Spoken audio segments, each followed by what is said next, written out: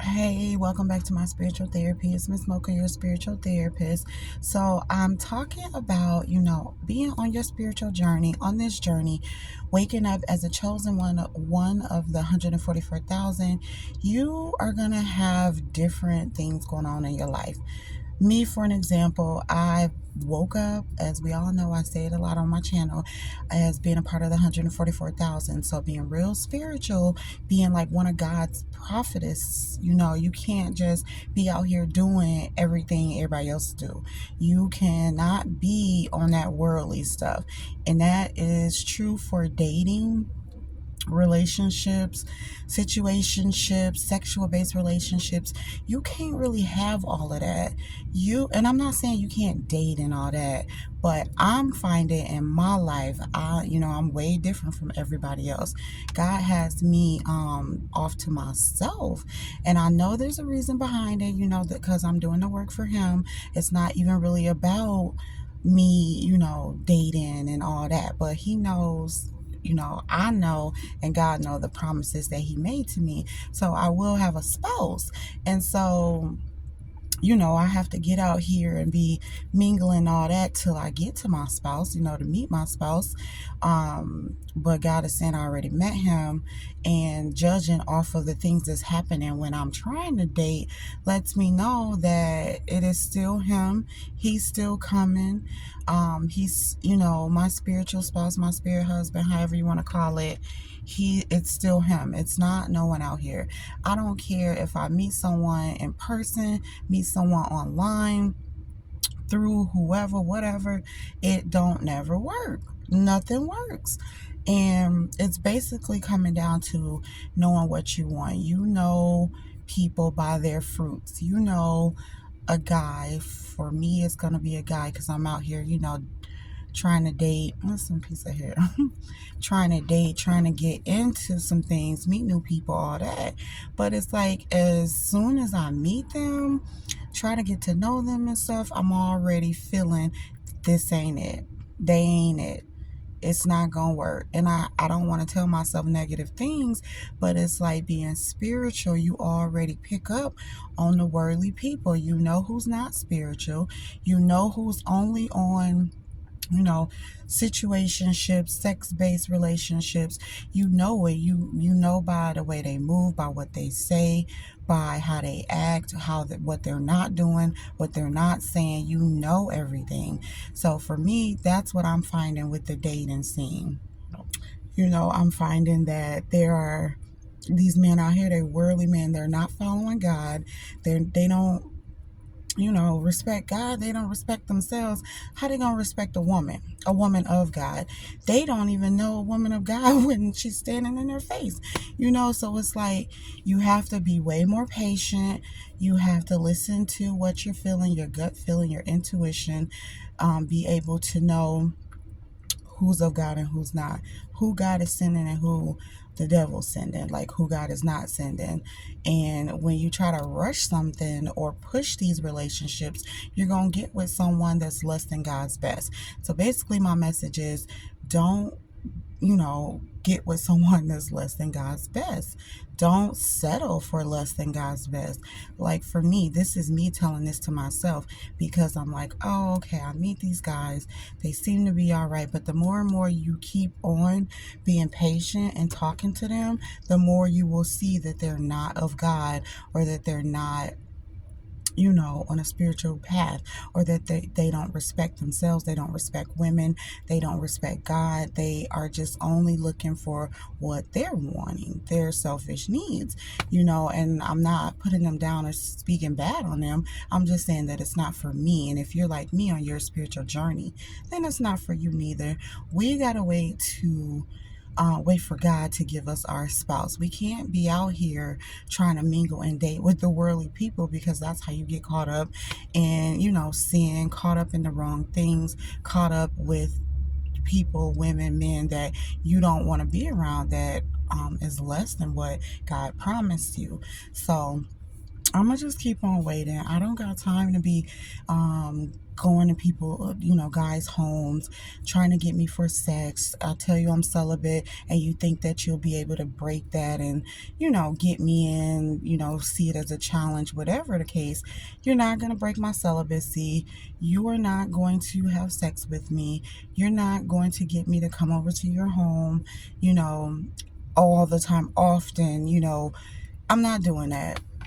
I try it, it doesn't work out. I know guys that want you to just come to their home, they're only looking for sex, looking for one thing. So let's be real here. We're all grown-ups, and it doesn't matter what age, because I've dated, talked to whatever men in their 20s, 30s, 40s. It's all really the same. Everyone is just looking for sex first, then we'll see where it goes. And with God, it's see where it goes first, then then sex comes later. It's the opposite. The world is always the opposite of God. So if you're looking for someone, a partner, whatever, you're out here being single, dating, listen to what God is saying. God knows best than these men, because man, all these men want is what they want. We know what they want. And there's probably women too out there that just want sex or whatever. You know a person by their fruit, whether they're of God or whether they're not. God is not saying go out and sleep with people. That's how you get to know them. That's how you start a relationship. That's not how you get to know someone. That's not how you start a relationship. And it's not going to end well. I say it all the time. I know, because that's what I was doing. And none of my relationships went where I wanted them to go. Not that they all didn't end well, but they ended. It just was on, different things, but it's not where I wanted them to go. So using sex first is not going to lead to a godly relationship. How? When having sex with people who you're not married to is not of God. So it just is playing out that way. If you're going to speak to people, talk to them, date them, that's one thing. But having sex with them or doing things that God doesn't want you to do if you're not married, it's going to cause problems. He's not going to bless the relationship. And the guys out here now, even the women out here now, are not of God. So they're only looking for what they can get from a person. Sex, money, drugs, kick it, turn up. Our circle of spiritual people, God's chosen ones, God's messengers, we are not supposed to be about that. We're supposed to be about God and spreading his word and his message, and he'll bring the person with the fruits of the spirit, the love, the faith, the goodness, the ones with the good hearts. He'll bring those to us. We still need to be open out here, active in the community. I'm not saying, don't go out, don't meet people, don't talk to people. I'm saying know these men or women, whatever, know them by their fruits. Know if, they don't have a job, they don't have a car, they don't have a place to live, or, they're just barely making it. They're not on that path that that you're on. If they're not on your level or above, then they're probably not necessarily they're not of God, but they're not, working toward their spiritual journey. Because if you are of God and working toward your spiritual journey, you're going to have certain things. You're going to speak a certain way. You're going to act a certain way, behave a certain way, talk a certain way, dress a certain way, carry yourself a certain way. And if you're just for the streets or wanting to sleep around or, not do godly things, then that's on you. That's you. But God's people can't associate with those people. You can't be in a connection or unequally yoked with these people that are not of God or even trying to be on their spiritual path.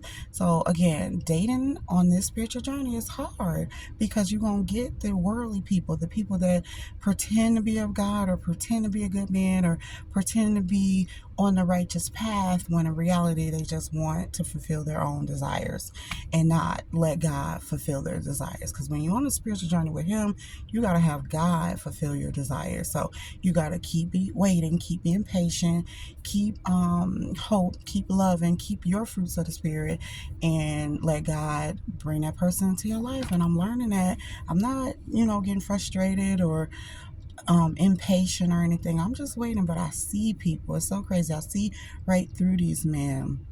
And I just fall back. There's no need to argue, fight. I don't argue and fight. I don't do none of that no more. I don't have to. God fights my battles. I don't need to tell you what you're doing wrong. You're grown men out here. I don't need to tell you to take me out, to date me, to get to know me, to not try to sleep with me, and that I'm not going to sleep with you right away. All I need to say is I'm celibate, and I have been for 3+ years. So that should let you know I'm not coming in trying to sleep with you. And you shouldn't want to sleep with me. I can't help. Okay, to the attractive people. Yes, being attractive, people are going to hit on you. People are going to want to sleep with you. That does not mean that you have to. I get hit on every day. People want to sleep with me and all that. That does not mean that you have to. Still stand, in your godly power, your godly position. Don't let people, bring you out of that just because they may flash a little money or give you a little compliment or whatever they do to get your attention. Attention is nice, cool, but you don't need all that attention. What is that going to do for you? Nothing but get you in trouble. Wait for the one that God sends. That's the message here. Wait for the one. Don't settle for less than God's best. And you'll know him or her. You'll know them by their fruits, by how they behave, how they act, how they carry themselves, how they treat you.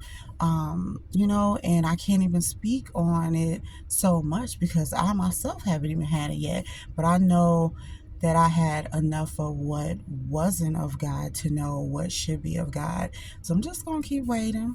I'm going to keep waiting because I know God is all a test too, to test, see if you're going to fall back to your old ways and break your celibacy or just do things that God don't want you to do. He wants you to wait and trust that he got the partner for you.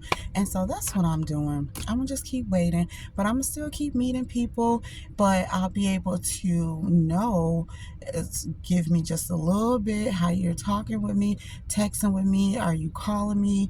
Are you texting me? Are you speaking about, things that you're working on, working toward, or are you just what you doing every day? What you doing? Want to come over? Want to have sexual stuff? Want to get your foot rubbed? Want me to put you to sleep? What guys be on and what they be saying to let you know that it's about sex versus a guy that'll be wanting to actually get to know you, wanting to be in your presence. There's a difference between a king and a peasant. And I hate to call them peasants, but when you less than God, what are you? If you're not a god or a goddess, what are you then? Peasant to me, because I know I'm a goddess and I'm waiting for nothing less than a god, because we made in God's images. He wants us to be like him. So we should be out here carrying ourselves like gods and goddesses, not nothing less. And we shouldn't be settling for nothing less. So that is the message today. Of course, it applies to me too. I'm telling myself this. Don't be out here even texting back and forth with a peasant, someone that's not a god. Okay? Because it ain't going to lead with nowhere. Look, where did it lead me? Nowhere but getting my damn tires slashed. Crazy. So I'm just chilling. But I'll keep y'all posted on this dating journey because we need to know this. We all are just waking up to this spiritual journey, to being a part of the 144,000. And we want our partners. We want to date. We want to get to know people. We want to have fun. But we got to do it in God's timing and in God's way. So you can't do what you see other people doing out here. We can't date like other people. We can't mingle like other people. We can't party like other people. So we got to learn to do it God's way. He's not saying, we can't have no fun and we can't meet no one. We can't go hang out and stuff. But what we need to do is let him lead us to what he wants, like traveling, fancy dinners, whining and dining, checking out the world, sightseeing, not, going to meet dude at his home and having sex and getting high and drunk and not remembering where you at or what you done did, or all that young acting stuff that you're not, that God ain't having you be on, so why even do it? But yeah, walk in your God and goddess status so that you can attract a god or a goddess. Stay away from the peasants, because even though we're in that high status, being a goddess, we're going to attract everything. We're going to attract gods. We're going to attract lower than gods, peasants, people that are not even of God. You got to be able to know their fruit and discern them and know if God sent them or not. 9 times out of 10, you should be able to tell right away if you vibing high and you in your goddess position. So it's up to y'all what y'all want to do. But as for me, Mona, Miss Mocha, I'm waiting for my God, my king, my one that God made for me, you know. So, all right, that's all I'm about to say. I'm about to go to work now. That's another thing. Like, he must at least match what you have or be higher. Like, I even think he should be higher. You should be trying to get up to his level, because when God made Adam, he made him first, and it was just him and God. God gave him everything, but he didn't have that companion. And so God made a helpmeet for him. So if we take it, that into consideration and look at it now, these men out here, God has already given you everything. All you need now is your helpmeet, your mate, your woman. And it's for the woman to come in and help you with the things that God has already given you. Help make it, I don't want to say better, because what God has given you is already the greatest. He just didn't give you that counterpart, that woman in your life. And so it's like, he didn't say, oh, you need the woman for this and this and that. No, you need him. He gave you everything. All you need is the woman so that y'all can have babies, be married, take it as your wife, and the wife is the weaker vessel. So you don't run to the wife for things. It's basically, I think when he was saying help meet, it's just the wife coming to help with what God didn't give him. And God had gave him everything but a woman to have babies with, like a companionship.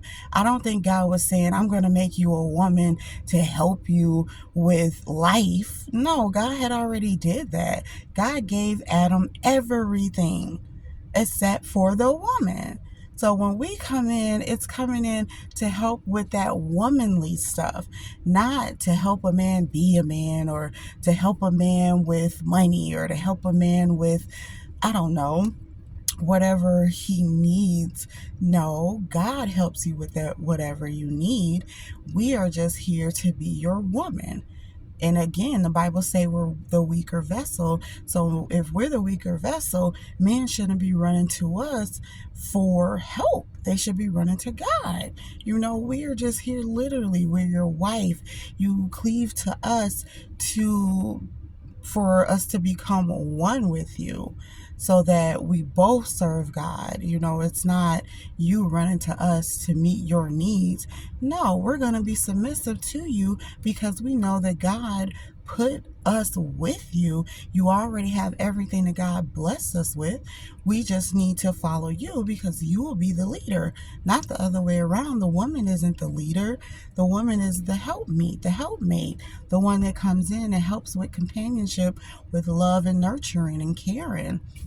That's how I feel God made the woman. God made the man, and he already had a covenant with the man, gave the man everything he needed, except for the woman. So take what you want from that, but read the Bible and know your role, know your position. Men are leaders. Men have everything that they need from God, and they are to lead the woman to God. And when you marry the woman, you become one, and it's like one, being looking toward God. So he needs to be leading her. She's being submissive, following him, and he's looking at God and following God. So if they're one, then they're both looking at God, following God. But everyone doesn't know that because no one's reading the Bible. They don't know the roles anymore. They think women are supposed to come in and be equal to them and give them, things, or no, God gives you things. Women are just here to help. That's it, to help. I don't think it's like financial help. I don't think it's like, um, I don't know.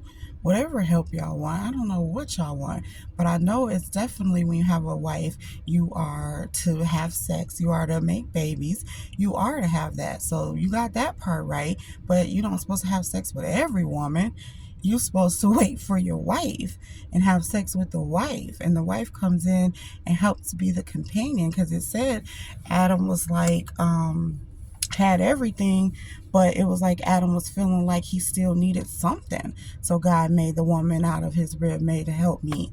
And so it's like, it's that companionship, it's that loving, that nurturing, that caring piece that a woman is, that brings to the relationship.